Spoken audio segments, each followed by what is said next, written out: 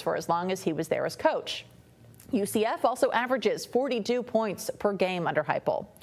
And he was a pretty good player, too. As a player, he was an All-American and finished runner-up for the Heisman Trophy and won a national championship while he was the quarterback at Oklahoma in 2000. Of course, we are standing by, waiting to hear from Coach Heupel as the press conference is about to get started any minute. His family touching ground in Knoxville about 35 minutes ago, so they've made their way from the airport, of course, to campus, and that is why we are extending our coverage today as we wait to meet the new head coach of the Vols. Some other East Tennessee headlines, though. The pandemic has been hard on restaurant owners and service workers in East Tennessee. Our Abby Kusouris shows us how now vaccinations for COVID-19 are giving one business owner new hope. Maybe it's the spices. Sumac, the cumin, pepper, the za'atar. The fresh ingredients or the story that makes Copita special. Why Copita? What's behind the name of Copita? I learned how to cook from my mother. She passed away like 10 years ago and she was 66 years old and she used to be a great cook. Her name was Koti, K-O-T-I. So I take the K-O and I put pita next to this, so it's Copita. Avi Zanati moved to Knoxville from Israel. The Mediterranean food he features uses minimal additives or sugars to let the food shine through. We make everything on the spot. He opened Copita Vegan in 2019 and a new restaurant called Copita Meat during the pandemic. The American dream reaching a road bump. The cinema over here is closed for almost 1 year. The hotel is like 20% occupancy. Tennessee Theater is closed. And most of our clients before the corona came from those entertainment spaces. Gay Street, usually one of the busiest places. Zanati says business is down by 75%. You know, it's part of the game in business. If you don't have patience, don't go and open a business. He's hopeful that by toughing it out during this hard time, they'll be able to stay open for customers. I believe that another 3 months, 2 to 3 months after the vaccine is going to be all around, I believe that we're going to start to do some business. Wanting to share his family recipes for years to come. Reporting in downtown Knoxville, Abby Kusouris, WVLT News. And of course, we are standing by as Coach Heupel is getting ready to be introduced, he and his family, as the new head football coach of the University of Tennessee. Him and his family touching down, coming from Orlando, touching down about 30 minutes ago. So we are standing by, just getting ready for that press conference to start. So we're going to take a quick break and we come back. Hopefully we'll meet our coach.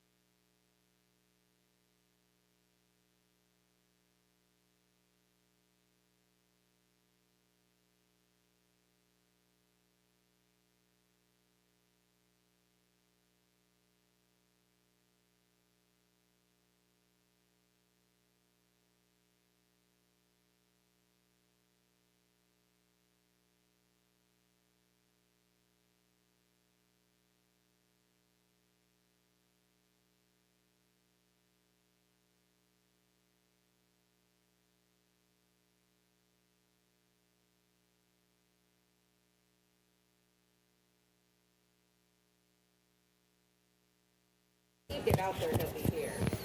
Yeah. Harry's on his way, and he's on microphone. Male mic.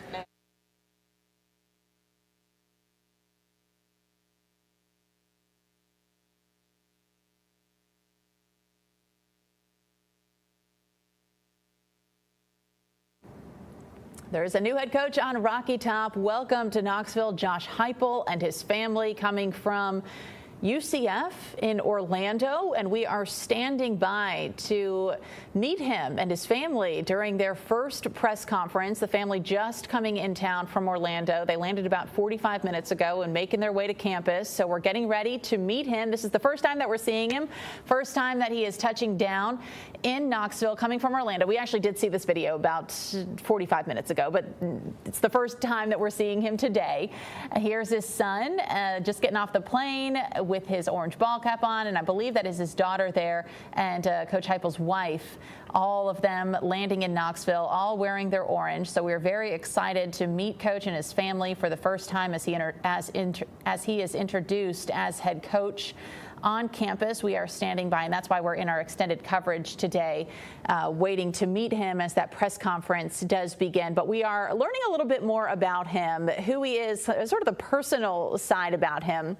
Our Casey Wheel has found out some details, found out he's a pretty normal guy, but he did grow up around football. The 42-year-old's coaching career can be traced all the way back to when he was 5 years old, watching his dad. His dad's name is Ken Heupel, and he was serving as head coach at Northern State University in Aberdeen, South Dakota.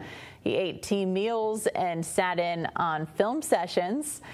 And while he was at the University of Central Florida, he said his morning routines consisted of pounding black coffee. He listens to Christian contemporary music and Sturgill Simpson. He's also married to his high school sweetheart, and together we just saw them getting off the plane. They have 2 young children, a son and a daughter, and they are both involved in athletics. So a very athletic family, not new to this sport, certainly not new to coaching at a high level. And while he was at UCF, he was asked how he prepares for fan expectations here on Rocky Top, and he says, "I love their expectations, but I don't really pay any attention to them. At the end of the day, none of their expectations are going to be any higher than I have for our football team and for myself." That's what he said as he is preparing for his time on Rocky Top. And we are bringing you we've got our Harry Sullivan Hello, in studio today. Now, hey, Harry, and you're also learning more about Coach Heupel and his family. What are you finding out? Yeah, so Coach Heupel, you talked about it, Aberdeen, South Dakota, a long way to being the head coach here in Knoxville, Tennessee. One of the interesting things is a lot of people we've heard so far saying SEC experience. You need that experience if you want to rule the Southeastern Conference. He does have a little bit. Offensive coordinator with the University of Missouri. They were about 127th offensively in the country before Coach Heupel took the reins. When he left, top 8 in the country in terms of total offense. So he's got that. Drew Lock, the quarterback at Missouri, when he got there, able to get Drew, quarterback of the Denver Broncos right now. Drew Lock leading the SEC single season passing yards, touchdown records, things that he set while he was underneath Coach Heupel. Another SEC connection, one you might not have thought of. Mike Leach, head coach at Mississippi State University, recruited Josh Heupel back in college. Mike Leach was the offensive coordinator at Oklahoma. Josh Heupel was a quarterback at Snow Junior College in Utah. Of course, Utah and snow, that's all you got there. Coach Heupel said, look, I didn't know where I was going to go. He said he was either going to go play at Utah State, he was going to go to New Mexico, but it wasn't until he sat down with Mike Leach, really learned the air raid offense, saw what Coach Leach was doing, still relatively new back in the late 90s. That's what sold him on going to the University of Oklahoma. He would go on to win the 2000 national championship, finish second in the Heisman voting to UT quarterback coach Chris Winkie. He won the Heisman when he was at Florida State. So Josh Heupel really has a lot of that pedigree, that exciting offense, that air raid style that's really starting to take over. We know it's taken over the NFL. Mike Leach had it way back in his Texas Tech days. But that really wasn't catching on in terms of the SEC. We don't have those 7-3 Alabama LSU battles that we used to have. You look at all the big dogs now, everyone lighting it up offensively. Josh Heupel hoping to bring that back to the SEC with what he has going. Once again, we saw him landing with his children, his wife, coming to Rocky Top. And really for Coach Heupel, he has got to hit the ground running. Multiple recruits decommitting from the University of Tennessee once Jeremy Pruitt was fired with cause. And really, Brittany, we don't know NCAA violations coming down. We heard Donde Plowman last week talk about Tier 1, Tier 2 violations, but we don't know what that is going to entail in terms of what the SEC does, what the NCAA does, or even what Tennessee does in terms of self-imposing violations. They already fired Coach Pruitt, they said, with cause. Philip Fulmer stepping down. So sort of a new realm here. Two UCF guys, Danny White and Josh Heupel, athletic director, head coach, coming to the SEC in Rocky Top. It's going to be very interesting, but we're going to certainly looking forward to hearing from Coach Heupel today. But still a lot of fans just kind of really, I guess, waiting to hear what he has to say, and they'll take their opinion from there, Brittany. Yeah, I think that's a really good point. And also to your point, not knowing exactly what the future of Tennessee football is going to look like with some of those still unknown exactly what the details are for those violations, but what the future will look like. But what we do know, or at least what we can assume, is that the relationship between Danny White and Josh Heupel is a good one, which starts the foundation certainly for the future of Tennessee football. And one of the other things that we did early this morning, our Rick Russo actually got in touch with one of the sports directors at a TV station we have a relationship with down in Orlando, somebody who's familiar with covering UCF and certainly covering Danny White and Josh Heupel, about what we can expect here on Rocky Top from his demeanor, from the way he holds his players accountable. So Rick had a great conversation with her. Let's listen in. And a very good morning, everybody. We are with you once again. The big news today, Tennessee has hired its 27th head football coach. He is Mr. Josh Heupel, who has spent the last few seasons down in Orlando at the University of Central Florida, UCF. And joining us right now is Miss Jamie Say, who is the sports director at WKMG. Jamie, an early start for all of us today with this news of a new head coach at Tennessee, right? Yeah, good morning, Rick. We started to hear the news, the rumblings out of Knoxville last night around 9 o'clock. And then woke up to the news that he was on a plane headed to Knoxville. And Randy Shannon, the defensive coordinator, has been named the interim head coach here at UCF. So, yeah, big news this morning, all before 10 in the morning. So, you know, and we were just talking about this off camera. Tennessee fans might be a little skeptical of the hire, and not necessarily because it's Josh Heupel, but because of what they've been through the last decade plus here with coaches who have come in with a lot of optimism, but things for whatever reason have not panned out. What can you tell Vol Nation and Tennessee fans about Josh Heupel that maybe might give them some hope that this could eventually be the guy? Okay, to give them some hope, I would say up until today, he has a very honest and open relationship with his players. I found that when he came and took over... And we're going to have to interrupt that conversation. If you want to go back and watch it, you can do it on our Facebook page. But first, now we're hearing from Coach Heupel for the first time. Danny White.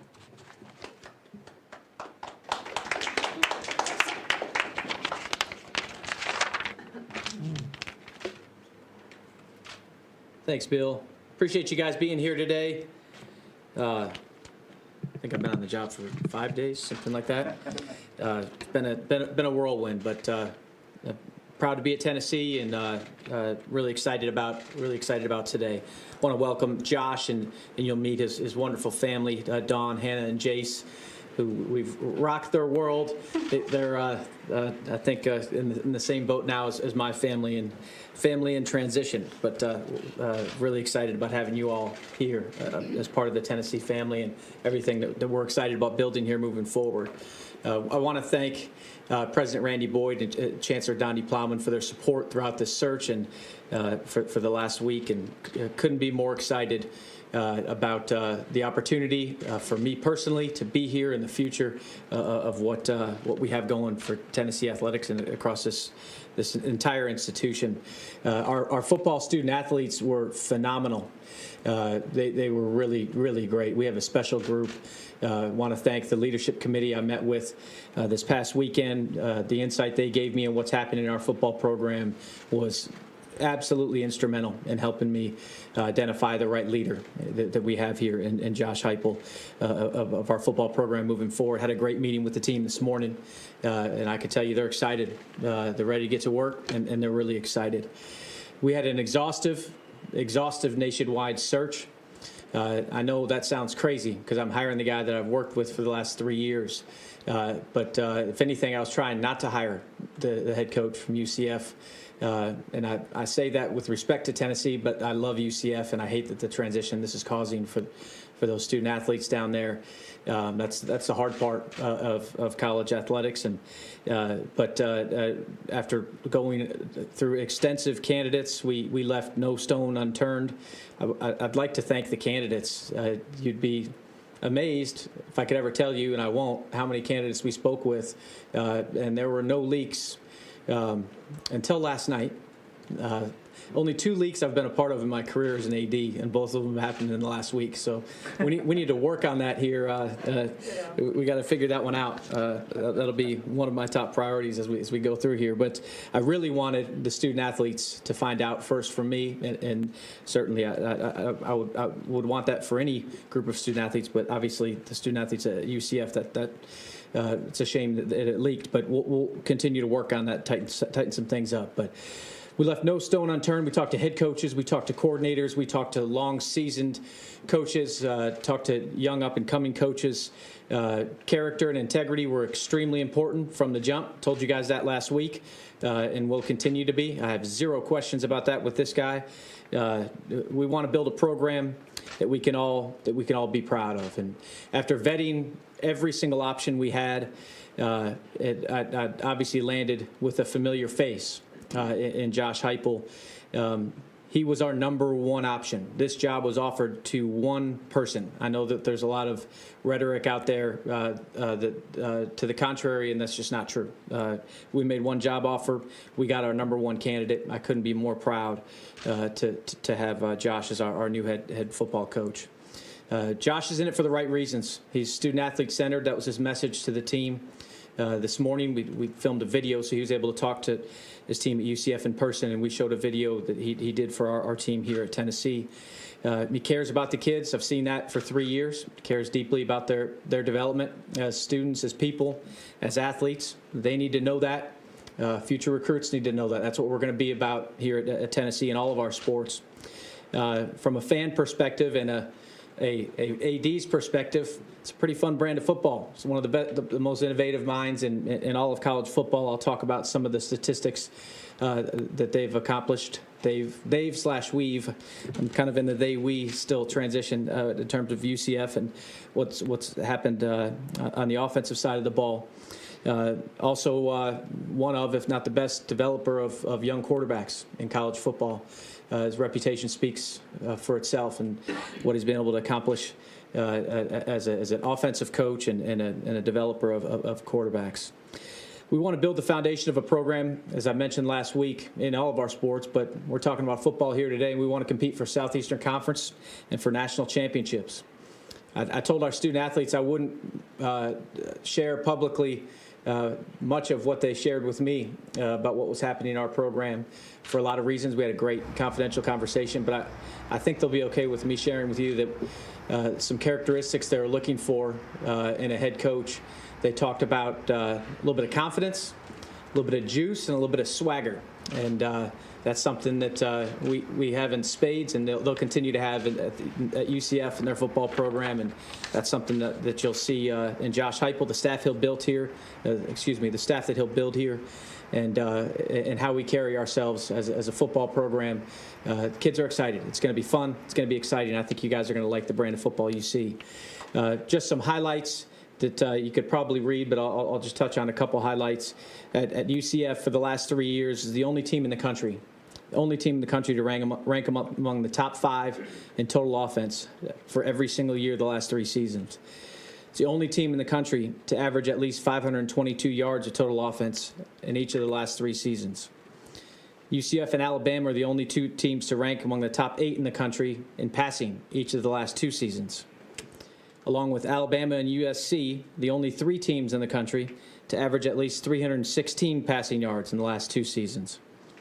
It joined Alabama, Clemson, and Oklahoma as the only 4 teams in the country to rank among the top 8 in scoring in the last 3 seasons. And finally, they joined Alabama and Clemson as the only teams in the country to average at least 42 points per game in each of the last 3 seasons.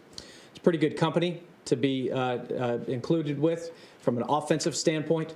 Obviously, there's a lot more to the game than offense, Josh knows that. He's going to build a big-time staff. We're excited about supporting him from this day forward to have a top-notch staff across the board and compete. And he can speak way better than I can about overall plans in terms of team success, not just offense. But I'm hearing a lot of feedback from our fans about they want offense. I don't know how we could deliver offense more than we just did. We're going to move the ball and score some points around here, and I couldn't be more excited about it. And I'll share with you, I got that same sentiment from the group of student athletes I met with, and they were pretty jacked up after our meeting this morning.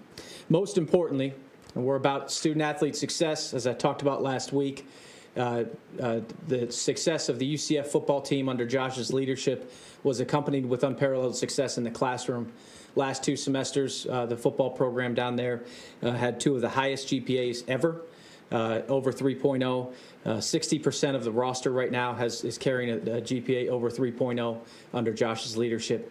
As I mentioned, he does it the right way, encouraging kids to compete in the classroom, compete on the field, and we want to make them the best versions of themselves. And they have my commitment across all of our sports. We're going to continue to do that. So without further ado, I'll turn it over to the guy you guys want to hear from today and introduce your new head football coach, Josh Heupel.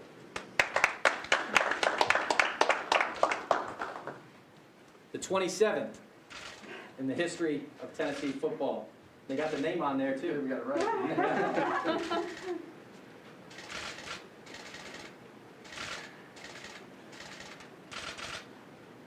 All right. Congratulations.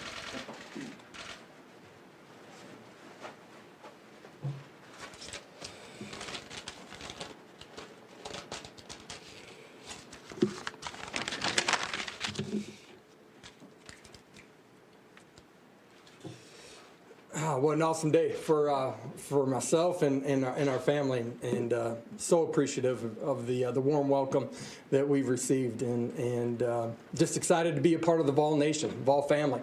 I want to thank Chancellor Pluman and President Boyd for your vision of what you want and foresee in athletics, the importance that it has on a collegiate campus, and entrusting me and our family, but entrusting us to mentoring and teaching these young men the game of life, not just the game of football. To Danny, obviously those same sentiments, but having been around each other for 3 years, believing in the process that we take our kids through, and understanding what we're trying to accomplish on the football field.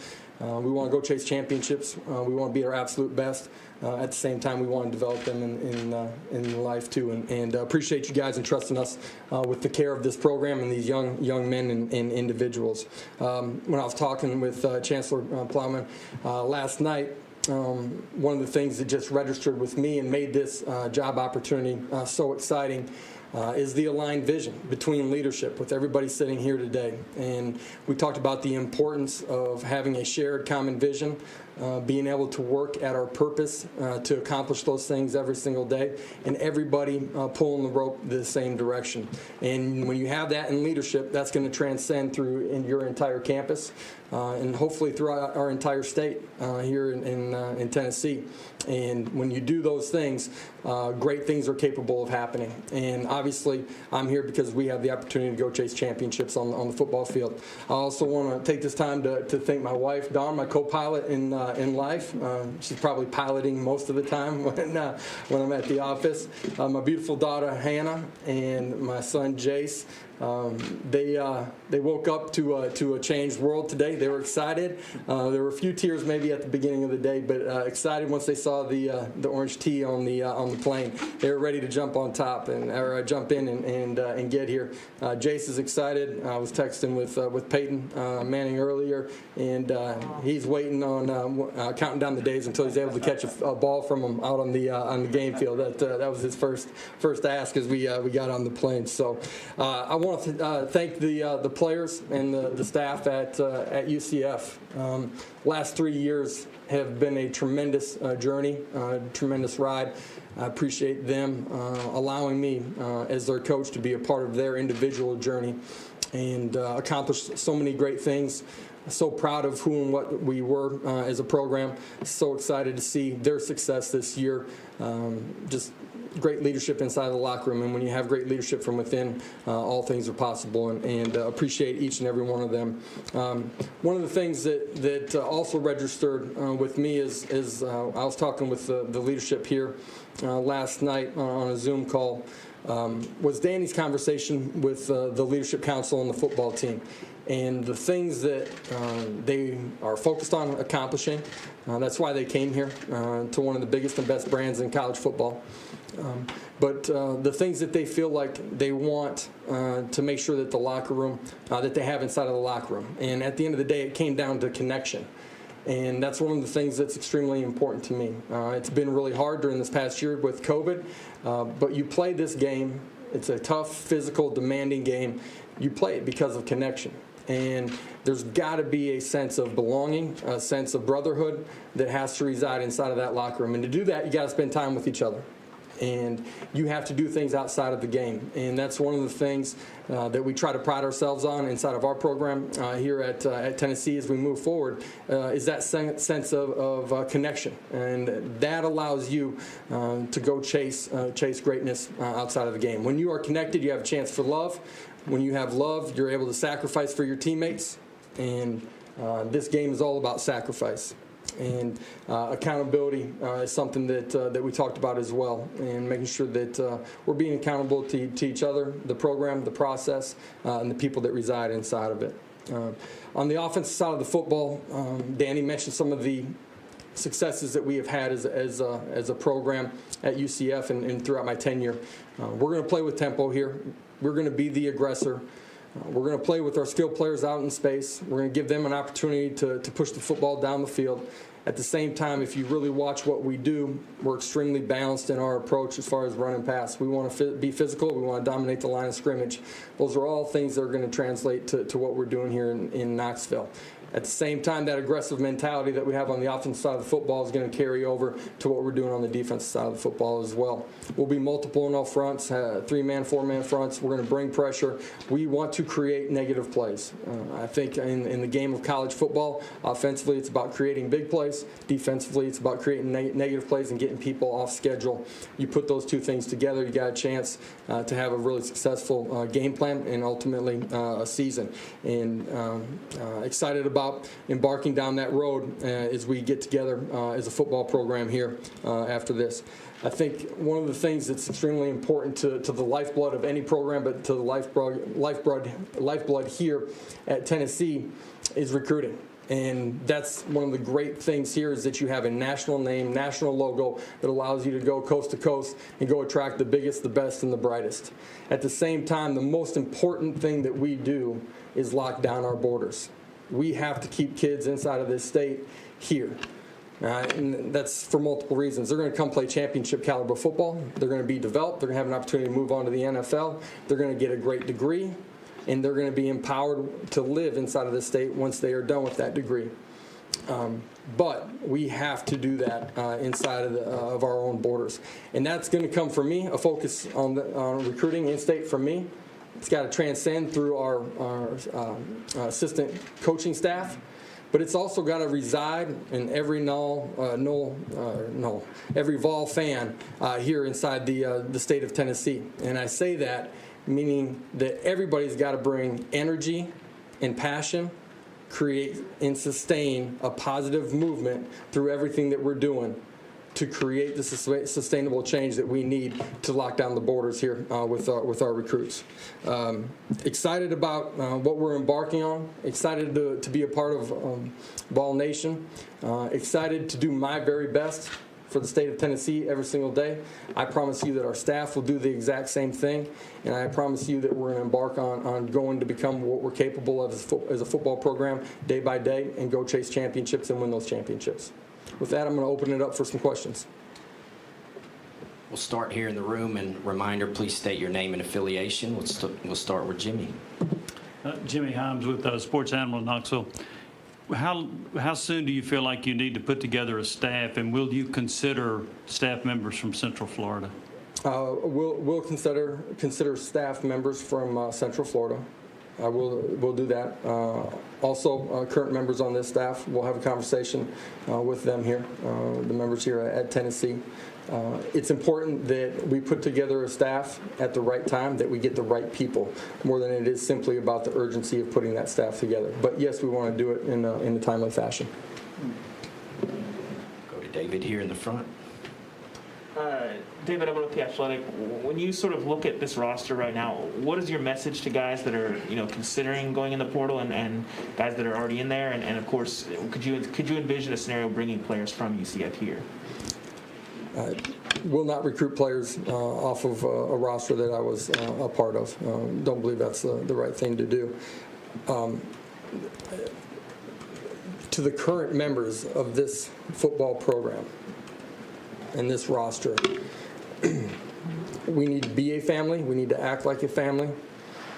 And everybody's got a different perspective based on their background of what a family is at times. When you sit in front of your team and there's 105 guys, in front of you, everybody's got a little bit different perspective. But at the end of the day, a family to me is defined when push comes to shove, that family stays together. Let's stay a family. Let's trust the people that are in place to help you become what you're capable of. You chose this university for the right reasons, and I'm saying it has a chance to be an elite football program. The tradition says that it should be. It's our job to get it back to that level. You're going to get an elite education and be in one of the best communities in college football. You walk out inside of that stadium. I've played here, or coached here, I should say. That's an electric stadium. There's not a better atmosphere in college football. Cannot wait to walk out to that post-COVID next fall and hear Rocky Top being played as we're running out. That I just got goosebumps thinking about it. All those things are still here. Trust me, our leadership, who I'm going to bring in, give us a chance, all right, for our family to become connected. Let's go have fun together. Work hard, but let's have fun together and compete. Jordan. Hi, Josh. Jordan Kramer with WATE TV. With this investigation ongoing into Tennessee football and therefore the outcomes, kind of maybe some penalties that may be handed down, not known at this time, how much did that ultimately factor into your decision? And then because you are here, standing here right now, why did it not deter you from this job? Yeah, I had a very frank conversation with every person of leadership about what had transpired, what their knowledge is. What they believe is going to transpire as far as any penalty. And the reason that I'm standing here today is because I believe in a very, very, very bright future for Tennessee football.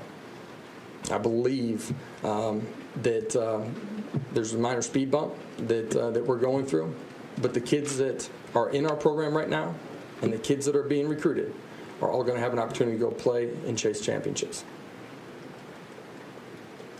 Go to Patrick. Patrick Brown with 24/7 Sports. Josh, you talked a lot about your offensive philosophy. How would you kind of describe your background and how your schemes and the way you've played has changed over your years in Oklahoma, Utah State, Missouri, and at UCF? Yeah, at the end of the day, you become a culmination of everything that you've done, but you really do change year to year based on what your personnel is. That's who your quarterback is, what your skill set is there. Who are the skill players around him, whether you're going to play in 3 wide receiver sets, 4 wide receiver sets, or you're going to be in 2 tight end sets.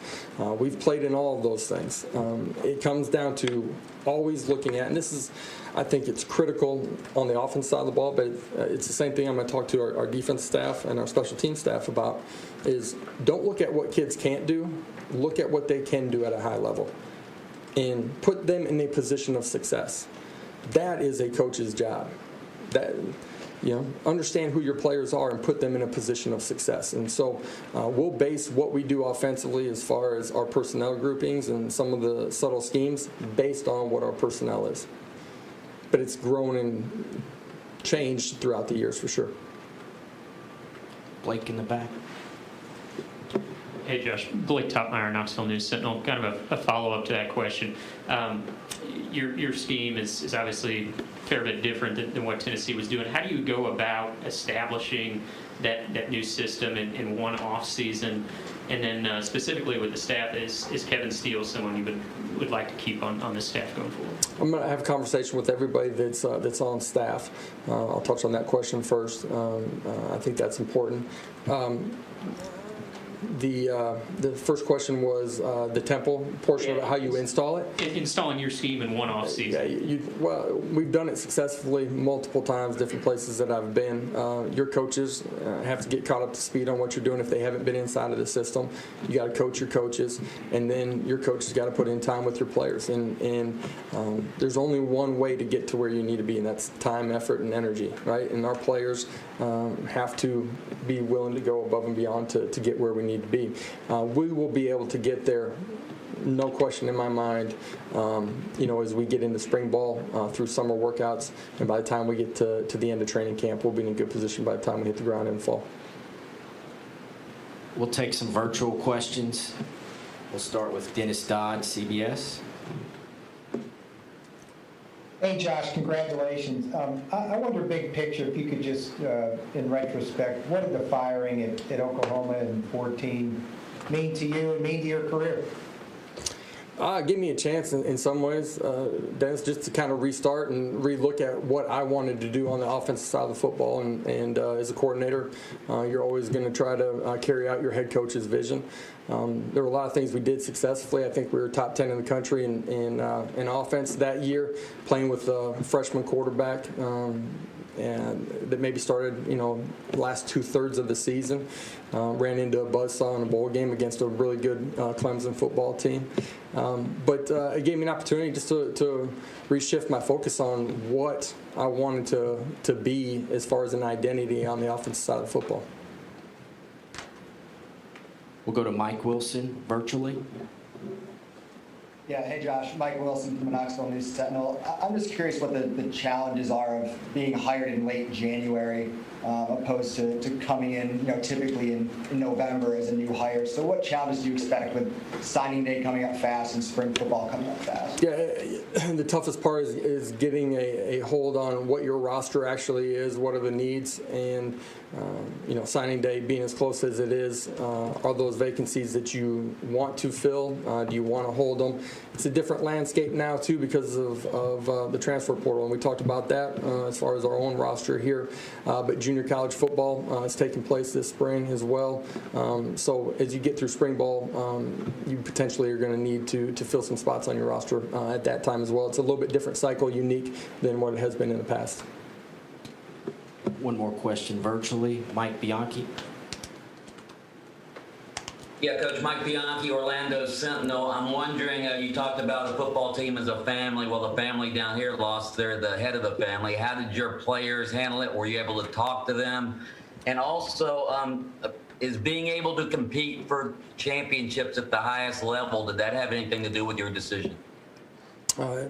Got an opportunity to talk with our football team in Orlando this morning. It was important to me that we did that. At the same time, created a video message for our new football team here in Knoxville. And they were able to simultaneously, as I was having that conversation with them, receive a message from me. What I saw as the future of Tennessee football and things that are important inside of our culture. I love the players in Orlando. It was a hard morning. I said that about my kids when they found out that their home was going to change. They're excited now too.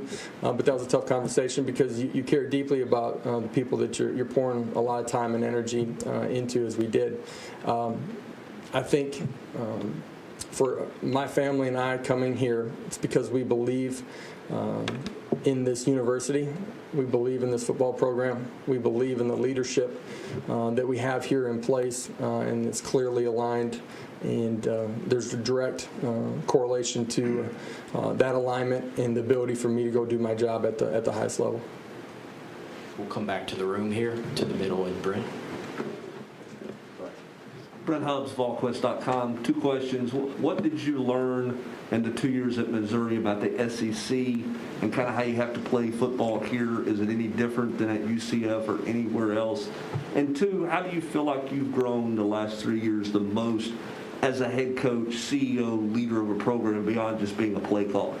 Yeah, I think your communication skills and how clear your communication has to be, not with your football coaches, but with every support staff group that interacts with your players to give them the best opportunity to be successful. I think that's the number one thing as I've looked back on the last 3 years that I'm in a better place today than I was before. Your initial question was just what you the learned SEC. in your first stint in the SEC about maybe playing in this Well, I league. think the line of scrimmage in this league is different than it is in other leagues, right? So you got to do a great job of recruiting, developing those guys.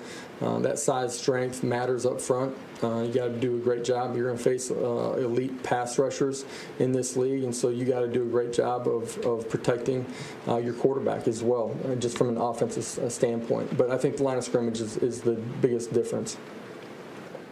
The coach is far right, Trey. Trey Wallace, Fox Sports Knoxville. Your relationship with Danny and the years that you've spent with him, was there ever a thought process in your mind that when he took the job here, maybe somehow you ended up in Knoxville? And what have you learned from Danny and y'all's relationship over the last 3 years that you think you can bring here to Knoxville to better this institution? Yeah, when Danny got the job, was disappointed that he wasn't going to be there anymore. We had a conversation after it went public and wished him well, and that was really the end of that conversation. Didn't think about this opportunity in that way. I think as a football coach, you're typically just living in the environment that you're in. You're so encapsulated in that. That's your sole focus that you don't think outside of those things. I think for Danny and I, there's for me, and I don't want to speak for him, but there's great comfort in coming here and knowing exactly what you're getting out of the leader that you deal with the most. There's a clear vision of what he wants for the student-athlete experience, which is extremely important, and a clear vision of what he wants as an athletic department as a whole. And there's a lot of entities inside of our program here that are doing extremely well. You look at our basketball programs. It's my job to make sure that we're getting this built to the level where we can go chase championships every year too. Up front here to Rick. Trey kind of asked the same question I was going to ask, but first of all, welcome to town and to you and your family. And Rick Russo, by the way, WVLT News. But yeah, is there a sense of comfortability for you knowing that Danny is here and the big vision for you for UT football, sustained success? Talk about that and how important that is to you. Yeah, we had a conversation. What are we looking for and how are we trying to build this? And it's a long-term vision, right? I believe that we can have immediate success as well. We got really good players inside of that locker room. You know, I've watched a little bit of tape, or I've seen them in recruiting. There's good players in there. It's our job as a coaching staff to get them ready to go play their absolute best and go compete every Saturday. But at the same time, there's a long-term vision of what we're trying to build here for sustainable success and a clear vision of how we're trying to do that. One more question in the room here, and then we'll go back virtually. David. Hey, Coach, David Shealy with WBIR. Danny talked about how you're a great developer of young quarterbacks. What qualities does a quarterback need to have to be successful in your system? We've had different guys play with a different skill set. We've had, just going back through my tenure, we've had guys that were pure pocket guys to guys that have been able to use their feet in the run game, in designed runs, or reading pressures off the edge, use their feet as a weapon in scrambles. And we've had guys that have fallen somewhere in between. We've had 6'3" guys, and we've had 5'10" the last couple of years at UCF. It's about the makeup and the guy inside as much as it is anything. how competitive are they? I think that's extremely important. It drives them every day. What is their ability to react and respond to adverse situations? Can they wipe the slate clean from the previous play? Can they handle all the noise and all the pressure that's going on around them, not just on game day, but in everyday life as they walk through campus? Can they meet the expectations and the work habits that you have to have? So all of those little things add up to a guy playing at a championship level at that position. And if you're going to chase championships, you better have a championship quarterback. Back to the screen in the back, David Pascal. Josh, congratulations. David Pascal down here at Chattanooga Times Free Press. For those of us that obviously didn't follow you every day at UCF, you look at that 28-8 record. I know you were 22-4 those first 2 years and 6-4 this past year. There were obviously external factors that everybody had to deal with in college football, but why did this last team not quite have that resounding success that your first two teams did? All of our games except for one loss were one possession games, really tight ball games. This past year, and everybody in America was dealing with it. COVID was a unique situation unto itself, and how you brought your football team back. What were their workouts while they were away from you? When did you actually get your entire team back? What did your practice habits look like? For us, we didn't meet until the fourth game of the season, I think, as far as being in a full team meeting that wasn't virtual. We lost some close ones, and I think you look at the beginning of the season, I think we had close to 10 opt-outs, and all those came because of different reasons and different challenges that they faced in their backgrounds. Some of them might be a parent that was ill. Some of them had young children, just different backgrounds. And as the season wore on, I thought we got thinner as a football team and lost a couple of close ones to some good football teams. Two more questions for Coach. We'll go to Austin Price. Coach Austin Price, ballquest.com. Every coach that's sit up here in the last 12 years or so, every time they've had a coaching change, has talked about closing the borders. How important is it more so just to make sure Tennessee's a focus more so? Because, kids are going to leave the state, and it's impossible to sign up 25 kids from one state. So how important is it just more to make this a focus than it is necessarily close the borders? And then, two, how much will you reach out as an alum of Oklahoma? How much will you reach out to the alums of Tennessee?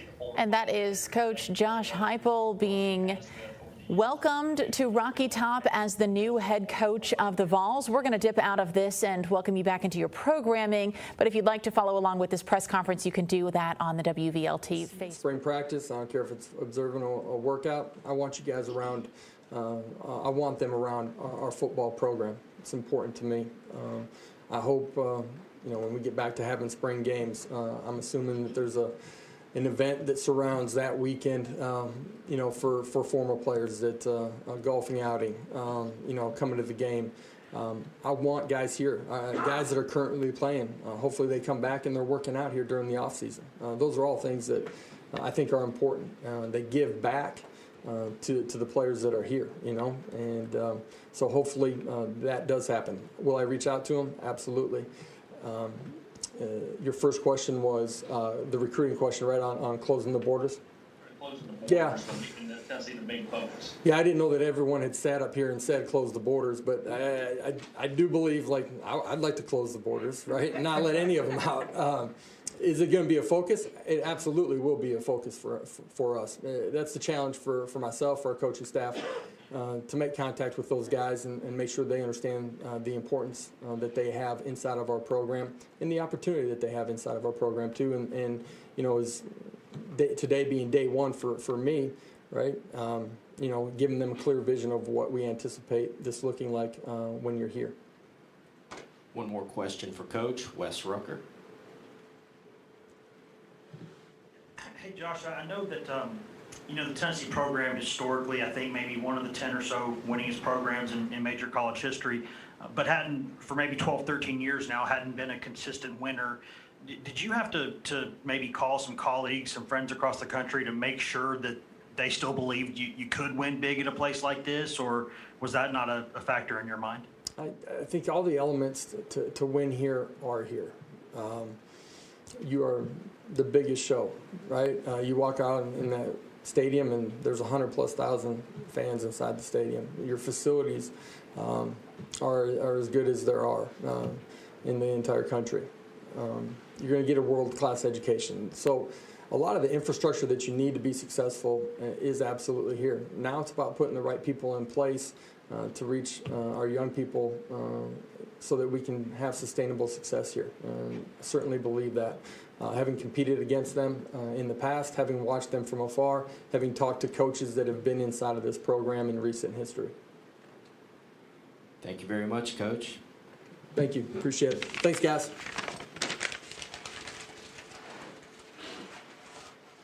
Questions for Director of Athletics Danny White now? Start here in the room. Danny, you said you did not want to hire Josh, but at what point during your search did you start to have the conversations with him about this job? It actually wasn't until recent. Dawn probably hates me right now because I kind of put them in a pretty quick. The more I visited with, and I say this with the utmost amount of respect, with candidates and just vetted the very best coach, not just in a vacuum, but for our set of circumstances here. The brand of football that I think that my sense is that our fans are looking for, but more importantly, what the student athletes are really craving, what they shared with me. I kind of realized that the best option is the guy that I've been working with for the last 3 years. Up front here to David. When you look at Josh's accomplishments at UCF and the challenges that are ahead of you guys here, what sort of things do you feel like are going to translate really well here, and what things do you think like you might have to change a little bit? I think a lot of what's been happening at UCF is going to translate really well here. What's been accomplished there by a whole lot of people is pretty phenomenal. So I see nothing but opportunity here. I think last week, the Chancellor talked a lot about building, and we were a part of building something pretty young at UCF, and that's going to continue to grow. I know it will. New leadership will continue that path. We're excited about, I know Josh and we talked yesterday about building this thing back to where it was not that long ago and restoring an iconic brand. Up front to Jimmy. Danny, are you a patient person, and do you feel No. like you'll have to show patience during this rebuilding of the football program? It's a great question. I think I am impatient, but I have to show patience. Our fans have to show patience. We don't know what success looks like next year or the year after. There are a lot of challenges. I know that our kids want to compete at a high level next year. I know that our head coach wants to compete at a high level next year. I do too. And we're going to go out there and try to win every single football game. But we have to understand that the challenges that we're facing in terms of the competitive level of where we've been, obviously the investigation and some of the unknowns there. But I looked our student athletes in the eyes on Saturday and said, I'm going to go hire a football coach that I think gives you the best opportunity to win next season. They said, please do not hire somebody that you think is going to be good 3 or 4 years from now. I said, I won't do that. So we want to win right away. But we all need to have some things in perspective and understand that Josh and the staff he's going to build, staff he's going to put together, their focus is going to be on being competitors from day one, but also building this thing for the long haul. Like I talked about last week, consistently competitive and build it in a way where it's sustainable, build it the right way, do all the things that we've talked about, being student athlete centered and extremely competitive. Brent and then Trey. Yeah, similar question to what I asked Coach. From your perspective, hiring him as a coordinator to be a first-time head coach, how have you seen Josh change over the last 3 years as a head coach? And secondly, was there anything in this search that maybe surprised you or you found to be unexpected in the short, quick search that you got done? I think you learn a lot through every experience, life experience, professional experience. Is Josh a better coach than he was 3 years ago? Heck yeah, he's grown a lot. I've grown a lot as an athletic director. I think the experiences we go through make us better. This press conference is going to make me better. But that's why, as we go through a search, we value those experiences, and we value people that have been a head coach and have kind of walked in those shoes. I lost track of your... on the quick search the last few days? Was there anything that surprised me? Surprised, but anything that maybe you didn't anticipate or didn't expect in the search? Yeah, talking about experiences again, going through several searches. And what I've learned is you really can't have expectations because you don't know where you're going to land. As I said at the beginning of this, I did not expect to hire Josh Heupel, not because I don't think he's one heck of a football coach. I wouldn't be standing here if I didn't think that. But I really didn't want to do that to UCF. And I'm going to have, I know I have some people mad at me right now. I love y'all, I promise. I love UCF, and I want the very best for that place that's been so good to me and my family, and love the people there. But searches are fluid, and you need to take all the information you can. And as I said last week, I am far from the smartest person in the room, but I was extremely close to this, and I'm moderately intelligent, and I worked really hard to make the best decision that I think is in the best interest of Tennessee, knowing everything I had learned from student athletes, from our leadership, from information I gained from key alumni and donors, and just try to make the right fit. It's about fit, and sometimes it's not just a location thing. It's a status of the program thing. It's a status of the roster thing. It's a leadership thing. There's so many factors that go into fit. And at the end of the day, in my assessment, this is the very best fit for us. Josh Heupel is going to do a heck of a job as our head football coach, and I couldn't be more excited to have him here. Trey, then Blake. Danny, when you went through this coaching search and the NCAA investigation that's currently ongoing, a lot of Tennessee fans now think, okay, you have a football coach. Now what's next when it comes to the violations? How do we handle this? How do we build this football program with this cloud hanging over? What was the response on the trail to the stuff like this that has been coming up? And how did you think Coach Heupel took it when you told him maybe the ramifications that might be coming? I had the same questions 2 weeks ago when I was assessing coming to Knoxville and being a part of what I mentioned last week was a long-term, unbelievable opportunity to restore this brand and do some really great work here. This is a short-term problem, and I think our leadership has done a phenomenal job of identifying the issue, working with, no offense to any other law firm that works with the NCAA, but I think the very best law firm that works on these sorts of things with the NCAA, and being extremely proactive and very transparent with NCAA staff. So I think we're attacking it head on and above board, and by doing it that way, I think we're going to get through it. I say fairly quickly in comparison to maybe some other examples that we've seen historically in college athletics. This is a short-term issue, and we expect to put it in the rearview mirror as soon as possible and continue to move forward. But that doesn't stop us from building our long-term vision now and for starting to build the foundation now while managing, I think our new football coach called it a speed bump. I like that. This is a speed bump. Blake? Yeah, Danny, you mentioned in your opening remarks that Josh was your top candidate. If he was your top candidate, why didn't the search start there, and why did it ultimately turn in that direction? Because I didn't have a top candidate at the beginning of the search. I think I said last week, you guys are all candidates. I don't start a coaching search with a specific end game in mind. I don't think that's smart. I think that I need to. I learn as I go through a search. I learn before I start interviewing people. I didn't interview or talk to a single candidate until I had gained as much information as I could, until I had met with our student athletes and learned a ton from them. But then as I go through those interviews, I learn from those interviews.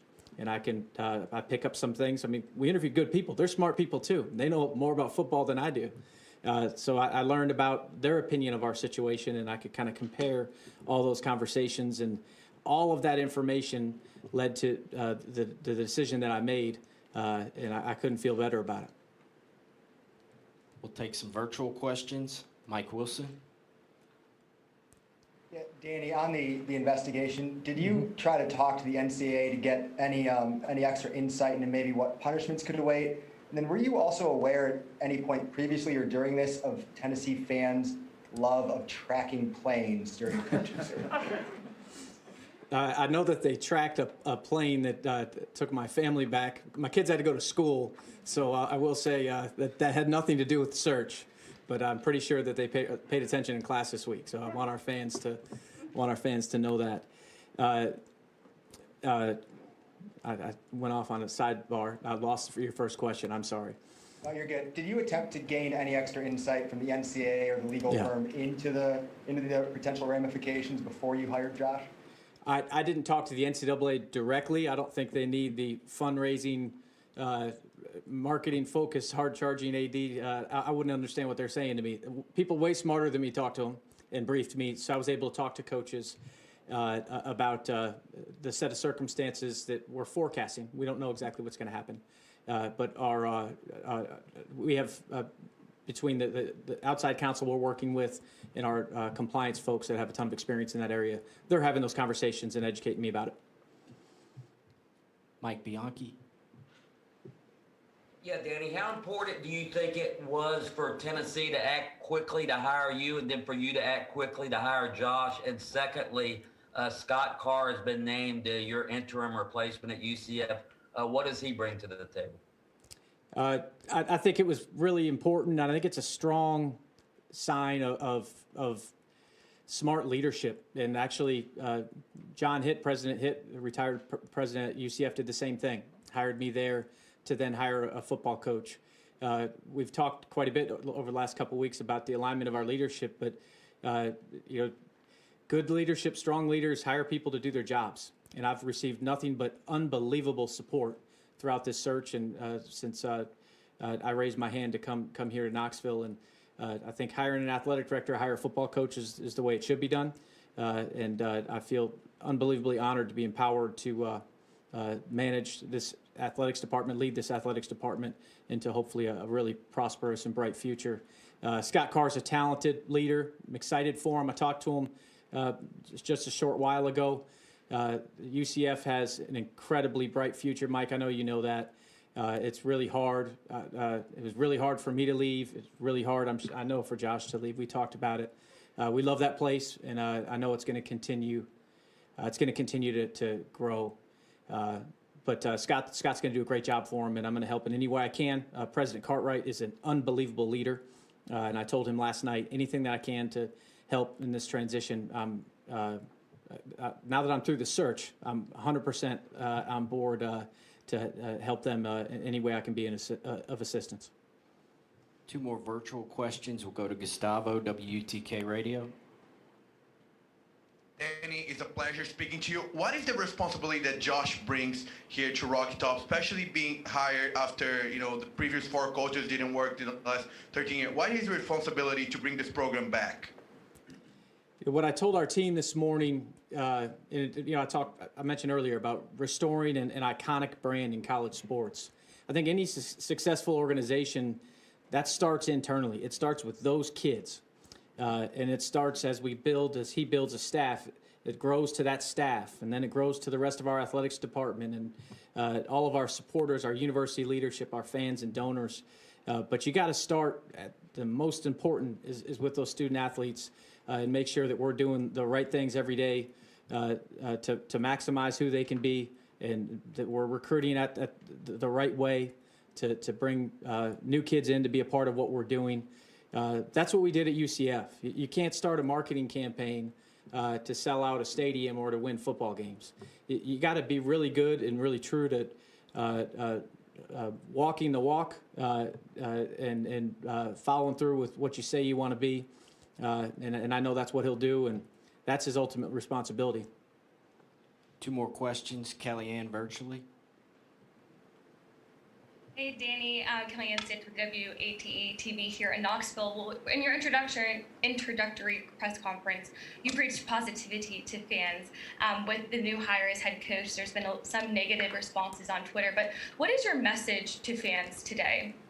Some of you are awesome. Some of you are failing right now. Why would we be negative? The future of this place is unbelievably exciting and positive, and I couldn't be more excited to be here, and I see nothing but great days ahead. So I know that our fans are extremely passionate. I love that. I can't wait to get to know many of them and work with them. I can't get to know them all because there's so many of them. But the idea of turning your passion into something that you love into negativity, I don't understand that. But I think that this athletics department has been through some challenges, and again, we have really great days ahead, and I think that people will see that and start having some more fun with their Vol fanship. One last question here in the room. Jimmy?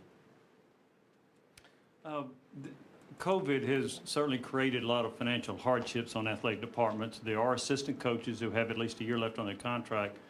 Will Coach Heupel be asked to keep anybody, or does he have a clean slate on who he can hire on his staff? What I mentioned earlier about our leadership, empowering me to run our athletics department, I don't know anything about running a football program. This guy does, and he's got a proven track record of doing it. So all those decisions will be his as our head football coach. That concludes today's press conference. Thank you very much for joining us today. All right. Thank you all for being here.